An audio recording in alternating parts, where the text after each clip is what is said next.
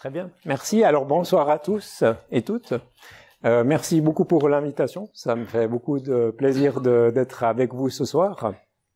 Donc je vais vous parler de Software Analytics. Qui a déjà entendu le terme Software Analytics? Ok, quelques personnes. Alors, le but c'est de faire une introduction rapide pour préciser de quoi on parle. Et puis après, il y a une deuxième partie où on va avoir des études de cas. Des études de cas assez différentes. Je vais d'abord expliquer comment j'utilise ça dans mes activités d'enseignement. Et puis après, la plus grande partie, ça va être une étude de cas chez un client qui a fait une transformation agile et qu'on a aidé, qu'on a accompagné en utilisant ces techniques. Donc vous voyez ici, il y a 3 entités. Je suis prof d'informatique à l'école d'ingénieurs à Yverdon, à la HEIGVD. Je fais de la recherche en génie logiciel. L'étude de cas est une étude de cas, c'est un client au Brésil qui développe un ERP depuis 20-30 ans à peu près, qui a développé plusieurs versions de cet ERP. C'est l'entreprise qu'on a accompagnée, avec laquelle on a pu faire du Software Analytics. Et puis la troisième entité, Avalia, c'est une start-up que j'ai co-créée il y a 3 ans, où on fait du Software Analytics pour différents clients, dont Softplan. Alors, avant de sauter dans le sujet, je vais aussi parler un petit peu du Japon et puis vous expliquer quelques éléments de mon parcours, parce que ça va aussi vous aider à comprendre le genre de choses que on fait avec les données. Donc, c'était il y a à peu près 20 ans. J'ai fait mon doctorat au Japon. Et puis, j'ai commencé à travailler dans le domaine du travail collaboratif, des outils qui facilitent le travail collaboratif, notamment le travail à distance. Et puis, il y a un domaine de recherche ou un sujet de recherche qu'en anglais, on appelle awareness. Et la problématique, c'est comment est-ce qu'on arrive à fournir un contexte aux collaborateurs pour les aider à collaborer et à se synchroniser. Donc, c'est le genre de choses qui est très très naturel quand on partage un espace physique, parce qu'on voit ses collègues qui sont stressés, actifs, très occupés. Donc, on arrive à utiliser ces signaux qui sont échangés très très naturellement pour interagir avec nos collègues. Quand on travaille à distance, tout cet échange très naturel disparaît. Et donc, une des questions, c'est comment est-ce qu'on peut utiliser de la technologie pour recréer cet échange et cette conscience des activités des autres. Donc, fin des années 90, il y avait beaucoup de recherches qui se faisaient sur ce sujet. Et puis, ce que j'ai commencé à faire, c'est à dire, donc c'était le début du web, c'était encore principalement un espace de documents. On commençait à fournir des services et à utiliser le web pour faire des applications. Et puis, l'idée, c'était de dire, de plus en plus, le web va devenir un espace dans lequel les gens ont des activités, vont se rencontrer et vont échanger. Et du coup, ce qui m'intéressait, c'était de dire, est-ce qu'on arrive à développer des ponts entre le monde physique et le monde virtuel, et finalement à comprendre, sentir ce qui se passe dans ces espaces virtuels. Donc ça, c'était un des premiers prototypes où c'était une fenêtre qui s'ouvrait sur notre site web, et puis quand on détectait de l'activité sur le site web, quand on détectait des visiteurs qui venaient visiter notre site, lire notre CV, on émettait des sons d'animaux par exemple, pour simplement manifester le fait qu'il y avait de l'activité dans un espace digital. Donc vous voyez que assez vite, ce qui m'intéressait, c'était comment est-ce qu'on peut analyser des flux d'événements, analyser des données digitales et créer des représentations assez abstraites pour engager les gens et puis fournir de l'information, mais sans mobiliser leur attention. Donc c'était aussi des systèmes où après j'ai bifurqué et puis j'ai dit le travail collaboratif c'est quelque chose qui est intéressant, mais dans quelques années, les gens auront accès à des connexions bande passante rapides, auront des périphériques mobiles, et du coup, on pourra aussi avoir ces échanges médiés par la technologie pour créer de l'émotion ou partager de l'émotion entre les gens. Assez éloigné du software analytics dont on va parler après, mais vous voyez qu'on a ces représentations abstraites et qu'une des volontés, c'est d'avoir un impact émotionnel sur les utilisateurs, et ça, c'est quelque chose que on essaye de faire dans nos projets. Alors, Software Analytics, vous avez ici la photo d'une mine où on va creuser, on est à la recherche de trésors, de minerais, et c'est le genre de choses qu'on fait dans des projets de Software Analytics. Donc, il y a une définition qui a été posée dans un article publié dans IEEE Software Magazine. Le Software Analytics, c'est de l'analytics, c'est donc de l'analyse de données qu'on fait sur des données logicielles pour permettre à des décideurs et surtout à des équipes de prendre des décisions dans le cadre de leur activité de développement. Alors, qu'est-ce que ça veut dire données logicielles? On fait du développement, on utilise tous plein d'outils. Le code en lui-même, c'est des données. L'historique du code, tout ce qu'on peut retirer de Git. La partie sociale et collaborative qu'on va avoir dans GitHub. Les métriques de code qu'on va avoir dans des outils comme Sonar. Tout ça, c'est des données qui sont naturellement produites, qui très souvent aujourd'hui sont très très mal utilisées ou très très mal valorisées.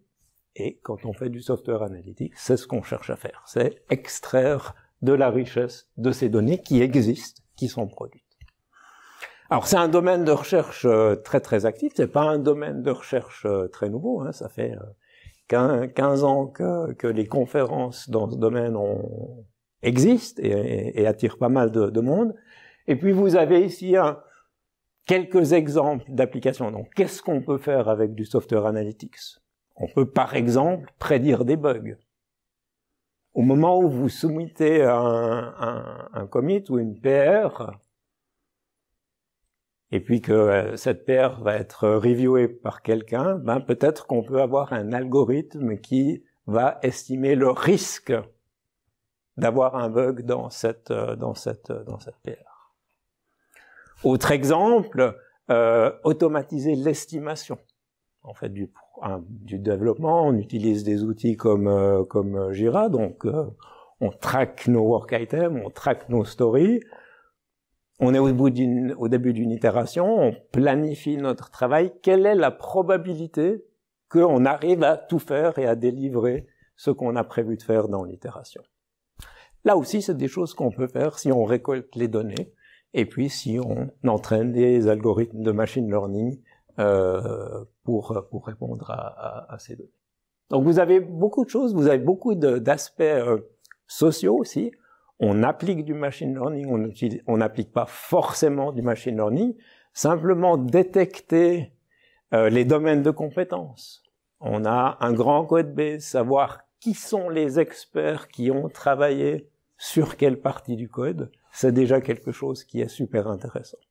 Donc, dans les conférences, il y a des choses qui sont très très pointues, et aujourd'hui évidemment où on met un gros focus sur le machine learning, mais il y a aussi des choses relativement simples qu'on arrive à faire et qui sont très utiles aux équipes.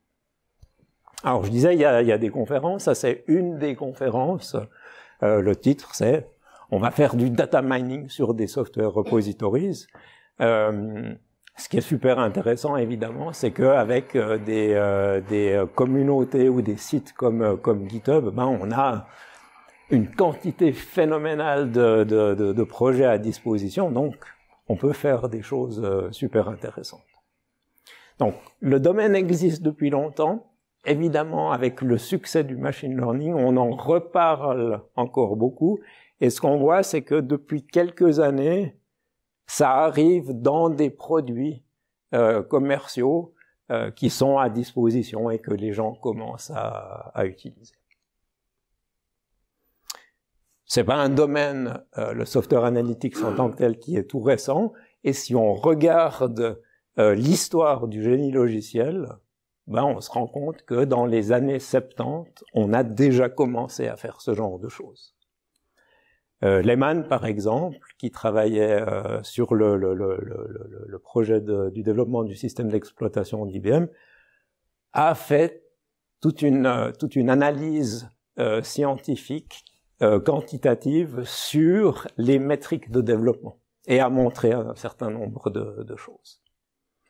Donc c'est quelque chose que les gens font depuis longtemps, mais qu'on a aujourd'hui à disposition dans les outils qui se popularisent. Alors concrètement, qu'est-ce qu'on peut faire avec ça? Alors première chose, je vais vous expliquer un petit peu comment j'utilise ça à la HEIGVD dans mes cours. Je donne un cours en deuxième année, c'est un cours qui s'appelle Réseau. Dans ce cours, on fait de la programmation réseau, donc on fait de la programmation socket, et puis après, on étudie des protocoles applicatifs, notamment HTTP, on passe pas mal de temps sur HTTP. Alors, c'est un cours où on voit cette matière, mais c'est aussi un cours qu'on utilise pour former les étudiants à certaines pratiques de génie logiciel. Par exemple, quand on leur fait faire des labos, on leur donne des tests unitaires, on leur fait écrire des tests unitaires, et puis ils rendent leur projet quand les tests passent. Donc on commence à parler d'automatisation. Évidemment, on utilise Git, mais c'est un des premiers cours où ils utilisent Git, et donc ce que je fais au début du semestre, c'est une formation à GitHub pour apprendre le workflow. Donc, qu'est-ce que c'est qu'une pull request? Qu'est-ce que c'est qu'une review et comment est-ce qu'on utilise ça? Et donc, on a conçu un exercice où on peut passer au travers de tout le workflow en 5-10 minutes. J'ai un ensemble d'instruments de musique. Je vais écrire un test unitaire. Une trompette doit faire pouet-pouet. Je soumets mon issue. Je fais une branche, j'implémente la fonctionnalité, je soumets une PR, elle est reviewée par le prof, elle est mergée, et j'ai terminé. Donc vous voyez, le but c'est vraiment de comprendre les mécanismes de Git et de GitHub, et de pouvoir faire cet exercice très fréquemment. Donc, on leur donne ça. On fait beaucoup d'expériences dans ces cours, c'est super intéressant. Donc on utilise des webcasts, on utilise des chats sur Telegram, et puis on fait du software analytics. Donc on a des repos GitHub où les étudiants font leurs exercices. En direct, on récupère les événements, on a leur activité. Et on utilise cette activité d'abord pour identifier des personnes qui semblent être à la traîne. Donc, est-ce qu'elles font pas leurs exercices parce qu'elles connaissent déjà GitHub et puis elles n'ont pas besoin de le faire? Ou bien est-ce que certains étudiants ont de la peine, comprennent pas, et il y a des étudiants qui osent pas venir et poser des questions. Donc, avoir cette analytique, avoir ces métriques directement permet d'identifier des risques de perdre un étudiant au début du semestre, et puis d'agir et d'aller voir. Un autre aspect, c'est que ce genre de graphe, on le pousse. C'est du feedback qu'on donne aux étudiants. Et puis ça crée quelque chose, ça crée une dynamique dans la classe où les gens, maintenant je vois, c'est assez motivant de voir cet effort collaboratif où on voit le nombre de PR qui grandissent. Donc, c'est le genre de choses qu'on fait, c'est assez intéressant. Il y a dans d'autres cours, on utilise le software analytics comme un bac à sable. Finalement, quand on apprend aux étudiants à utiliser des API, à faire du développement web, leur dire vous avez ces API de GitHub à disposition, allez-y, soyez créatifs, faites quelque chose, c'est super intéressant. Premier volet. Deuxième volet, on va passer maintenant sur le monde du travail et je vais parler de Softplan, qui est donc cette entreprise brésilienne. Et puis on a commencé à travailler avec eux en 2016, fin 2016. Et puis, c'était un petit peu l'état de leur code base. Donc, c'est un ERP qu'ils développaient depuis plusieurs années. Ils étaient à la 3e génération.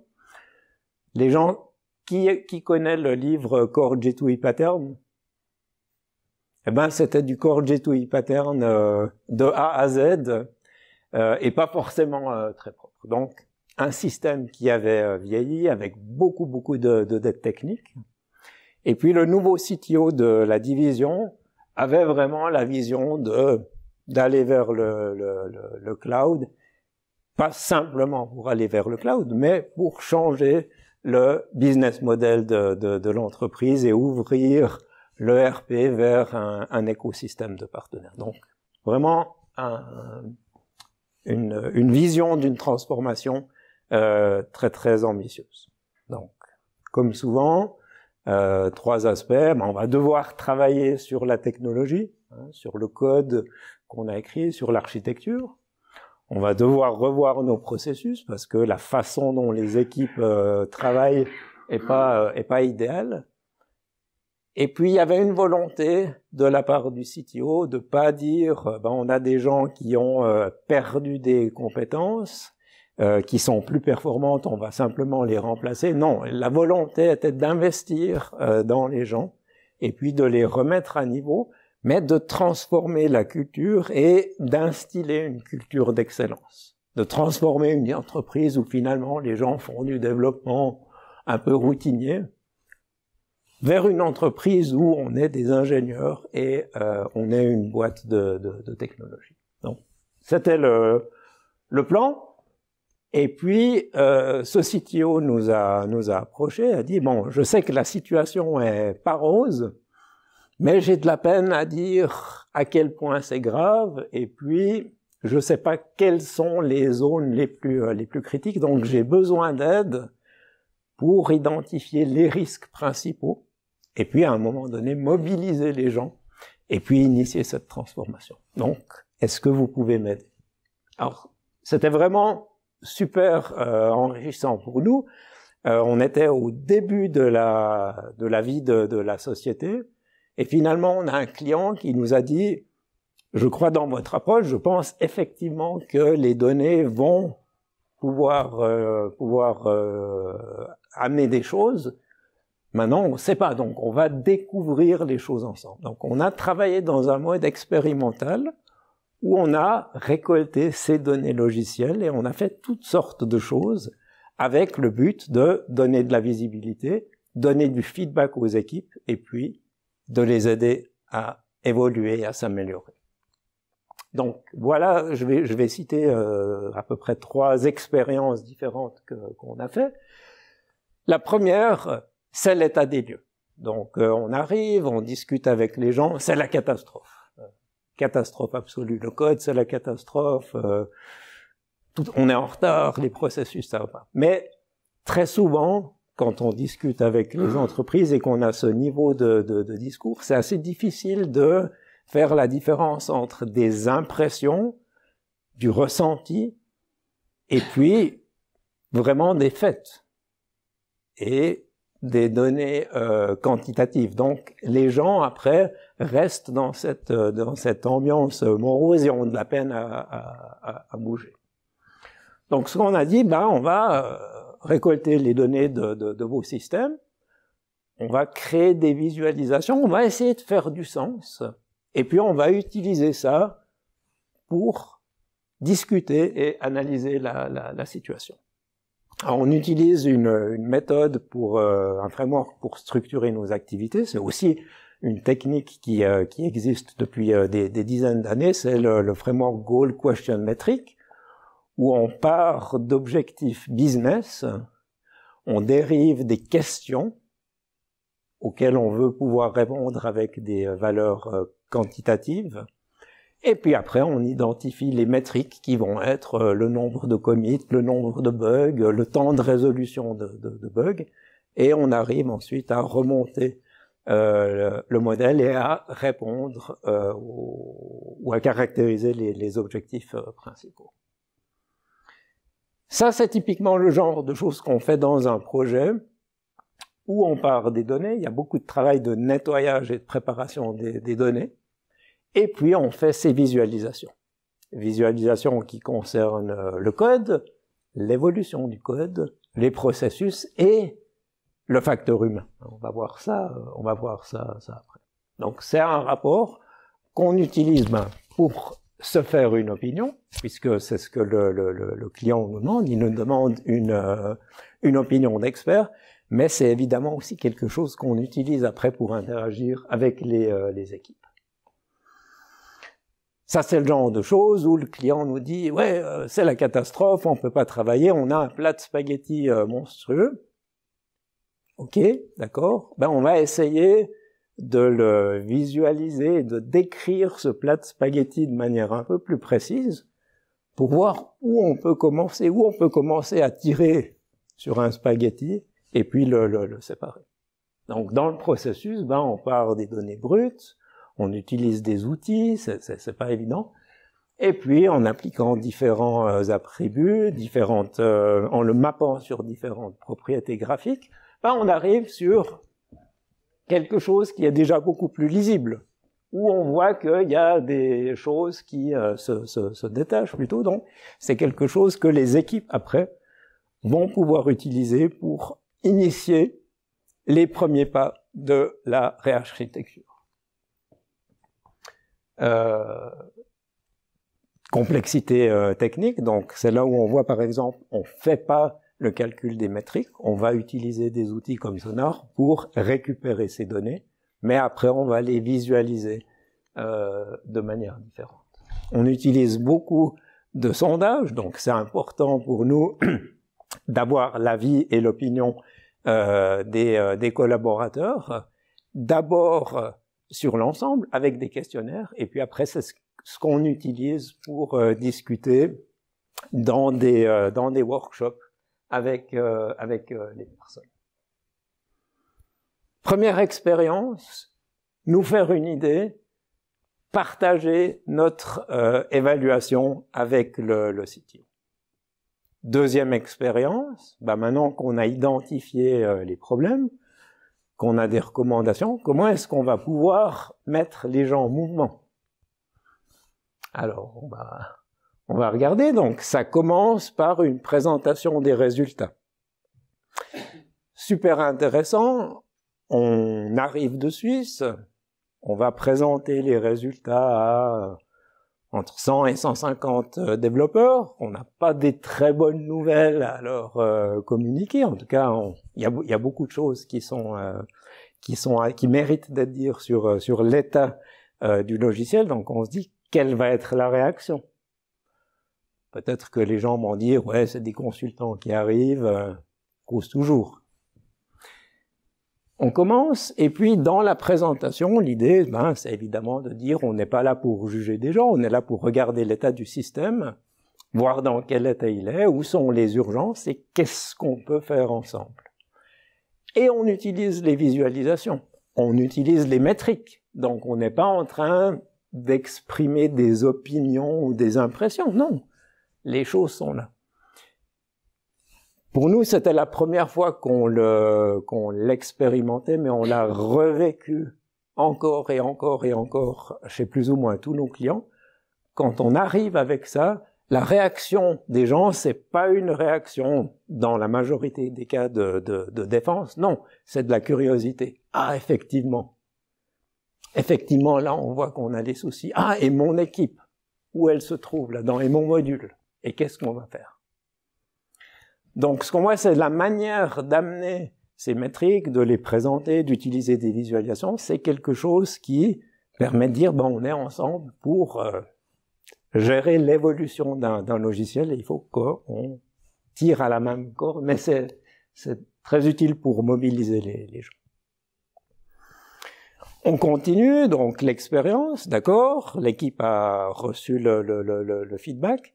Maintenant, concrètement, qu'est-ce qu'on va faire? Et puis, dans ce cas particulier, les équipes utilisaient des outils vraiment assez anciens. Ils utilisaient le système de version TFS centralisé. Donc, ce qu'on leur a dit, première chose, maintenant, vous passez à Git, et puis vous introduisez un workflow avec des pull requests. Vous utilisez GitHub, GitLab, c'est égal, mais vous adoptez ces pratiques. D'accord? Est-ce que vous pouvez nous aider? Donc, là, on est allé, on leur a fait un cours, finalement, c'est très très similaire au cours qu'on donne à nos étudiants à la HGVD, mais dans ce contexte de cette entreprise. Alors, avec une question supplémentaire, est-ce que les gens vont jouer le jeu? Est-ce qu'ils vont faire leurs exercices? Parce que le CTO, ok, on passe à Git, ben dans 2 mois, on migre, on tire la prise. Alors, il y a la migration technique, ça c'est pas le plus difficile, mais est-ce que les gens vont se préparer, et puis est-ce que après la migration, ça va être le chaos parce que les gens ne savent pas utiliser Git, ou est-ce que les compétences auront été acquises? Alors de nouveau, puis c'est là où vous voyez un retour sur le genre de choses que je faisais au Japon. On dit, on va un petit peu titiller la curiosité. Donc on a conçu ici une interface où chaque poisson représente un développeur. On fait de l'analytique, donc on récupère les événements, l'activité des développeurs sur GitLab, et puis vous êtes actif parce que vous faites vos exercices, votre poisson, il monte. Et puis vous faites plus rien pendant 2 jours, 3 jours, tout doucement votre poisson il redescend. Alors on met cet écran dans un espace public, on va pas garder ça pendant 6 mois, mais pour déclencher le changement, c'est ce qui fait que les gens discutent de Git à la pause. Forcément, on a quand même envie d'essayer, c'est un petit peu fun. Et on a vu, ça a vraiment été efficace. Donc, vous voyez, l'analytique, le software analytics, on pense au machine learning, à des choses qui sont très compliquées. On peut faire des choses super efficaces avec des choses simples. Ici, c'est une API pour récupérer les événements de GitLab. Mais si c'est bien amené dans les équipes, ça peut avoir cet effet de mobilisation. L'équipe faisait ça au Brésil. Entre-temps, j'étais rentré en Suisse. Mais j'accompagnais l'équipe et puis lors de la célébration. Et puis vous voyez que le jour prévu de la migration, vous avez un cercueil ici. Et puis l'équipe a fait une fête pour enterrer TFS et célébrer la migration à Git. Mais donc c'est là aussi où on voit que vous partez d'une situation de départ où il n'y a pas forcément une ambiance très très positive, où il n'y a pas une conscience d'être dans une société qui fait de l'ingénierie. Et puis avec ces petits pas et ces choses concrètes qu'on fait les unes après les autres, la célébration du succès, on arrive à renverser la situation. Expérience suivante, plus réflexive. Donc on fait ces choses, on observe des changements, on observe le comportement pendant le training, on va faire un effort plus éditorial, donc on était revenu, on expliquait pourquoi on avait fait le training, pourquoi c'était important de passer à un modèle avec Git. Et puis là, on a une visualisation interactive où on voit toutes les PR qui ont été ouvertes pendant les 2 semaines, puis les gens peuvent cliquer. Donc de nouveau, le but c'est d'attirer la curiosité, les gens interagissent, mais après, ils lisent l'article et de nouveau, on rappelle pourquoi on introduit ces processus et quel est l'avantage sur la vélocité. Autre exemple d'article, c'était une des grosses problématiques, on a une dette technique énorme. On a des centaines de jours de dette technique. On a des milliers d'issues, donc forcément on va rien faire, parce que si on fait quelque chose, ça va être une goutte d'eau dans l'océan. Ça, c'est quelque chose qu'on voit très très très souvent. Les gens sont immobilisés parce que ils voient une montagne en face d'eux. Donc, ce qu'on fait ici, c'est qu'on dit, Oui, si on regarde, effectivement, vous avez beaucoup de fichiers, vous avez beaucoup de parties du code qui sont dans un état catastrophique. Mais si on regarde la fréquence à laquelle ils sont modifiés, si on regarde la dette technique de ces fichiers, ben, tout à coup, il y a des choses qui émergent. Finalement, si on investit du temps sur ce module ou sur ces fichiers, qui sont modifiés très souvent, ben, on va avoir un impact, et puis les gens vont pas continuer à souffrir de cette dette technique. Donc, ces visualisations-là aident à prioriser, à démarrer en disant « Ah ben voilà, ces 2 semaines, on a fait éclater 4 des grosses bulles. On a fait quelque chose. » Même chose, ben on le voit dans l'équipe. C'est quelque chose qui après permet de démarrer des habitudes. Dernière chose que je vais mentionner ici, puisque j'arrive au bout, c'est l'idée de récupérer du feedback et des perceptions en continu. Donc, on connaît tous les rétrospectives. Il y a beaucoup d'équipes qui documentent ce qui est dit dans les rétrospectives. Souvent, c'est fait sur Confluence ou sur des post-it. Et puis, vous avez une entreprise avec 10 équipes. Ben, il y a beaucoup de choses qui vont pas remonter au niveau du CTO qui dit, bah, ça a l'air de bien fonctionner et je vais passer à côté de gros sujets de mécontentement ou de risque. Donc là, l'idée, c'était comment est-ce qu'on peut essayer de capturer ce qui est discuté, cet avis des gens sur différents sujets pendant les rétrospectives ou en continu, et puis à le remonter. Donc on a développé un outil que les équipes utilisent. Pendant la rétrospective, on présente les résultats, et puis les gens utilisent leur smartphone pour voter, pour exprimer leur ressenti. Mais ça devient un autre type de données logicielles qu'on va pouvoir combiner avec les données. Alors, si ça vous intéresse, on a décrit ces expériences et d'autres dans différents articles. Je vous ai mis les références ici. On avait appliqué les mêmes techniques pour encourager les gens à faire des tests unitaires. Et puis, même chose, un peu de gamification, c'est ce qui permet de démarrer le processus. Et puis après, les gens voient l'impact. Et du coup, la gamification n'est plus utile.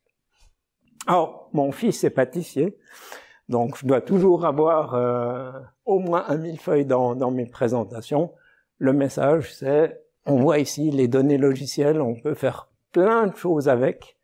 On peut faire des histogrammes et des pie charts, mais on peut aussi faire des choses plus originales, et le but, c'est de donner de l'information, du feedback aux personnes et de mobiliser les gens.